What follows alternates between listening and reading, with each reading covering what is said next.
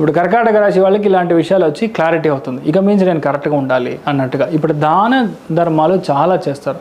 కొంతమందికి ఇల్లు ఇవ్వడం, కొంతమందికి మీ పరంగా పిల్లలు పుట్టడం, మీకు పుట్టడం. ఇంకొకటి చాలామంది ట్రై చేసేది ఇల్లు, ఆ ఇల్లు కర్కాటక రాశి వాళ్ళకి జరగడం, లవ్ కన్ఫర్మ్ అవ్వడం, చాలామందికి బయటికి వెళ్ళి రెసిడెన్సీ లాగా సెటిల్ అవ్వడానికి ఛాన్సెస్, చాలామందికి చూడండి యూనివర్సిటీలో ప్రొఫెసర్గా ఉద్యోగపరంగా సెటిల్ అవ్వడం, స్కూల్లో చాలామంది ట్రై చేసి కొన్ని విషయాలు జరగాలంటే ఇది ఇప్పుడు జరగడం. మెయిన్గా ఇవన్నీ ఎవరు సెంట్రిక్గా జరుగుతుందంటే ఫీమేల్ సెంట్రిక్గా కర్కాటక రాశి జరుగుతుంది. కర్కాటక రాశిలో ఉన్న ఇంట్లో ఉన్న అమ్మాయిలు, మెయిన్గా లేడీస్ ఎవరైతే ఉన్నారో వాళ్ళ పరంగా చాలా మంచి విషయాలు కుటుంబానికే జరుగుతుంది. ఇంత ట్రై చేసి కొన్ని విషయాలు జరగకుండా ట్రై అవుతుంది, కానీ జరగలేదంటే గ్యారంటీగా నది స్నానం చేయడం. నేను చెప్పింది ఎవరికి వర్తిస్తూ లేదు, మీకు వర్తిస్తుంది. గురు పుష్య యోగం చాలా పెద్దగా ఎఫెక్ట్ ఇచ్చేది, పాజిటివ్ ఎఫెక్ట్ ఇచ్చేది ఎవరికి అంటే కర్కాటక రాశి వాళ్ళకి నంబర్ 1గా మారుతుంది.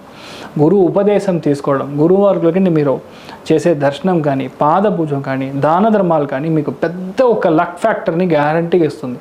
కర్కాటకంలో పుట్టిన చాలామందికి హెల్త్ పరంగా చాలా విషయాలు బాగుంటుంది. At the same time family life చాలా బాగుండే ఒక ప్రసక్తి కర్కాటక రాశి వాళ్ళకి ఉందమ్మా.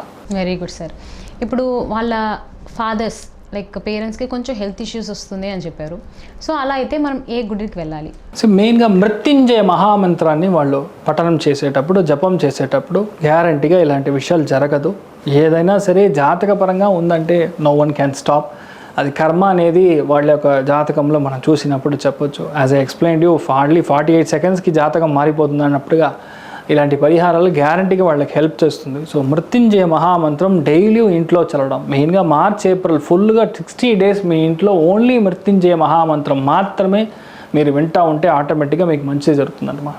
ఇప్పుడు ఎంత పర్సెంటేజ్ మనం కర్కాటక రాశి వాళ్ళకి ఇవ్వచ్చు? సంతోషపరంగా మీరు 95% బాగుంటారు, ఆర్థికంగా 80% బాగుంటారు. మీ చేతుల మీదుగా చాలా దాన ధర్మాలు చేస్తారు, చాలా గుడులు కట్టడం, చాలామందికి మా పాఠాలు చెప్పడం, చదివే పిల్లలకి దాన ధర్మాలు చేయడం, ఇలాంటి విషయాలంతా మీరు చేస్తారు, మీరు బాగుంటారు.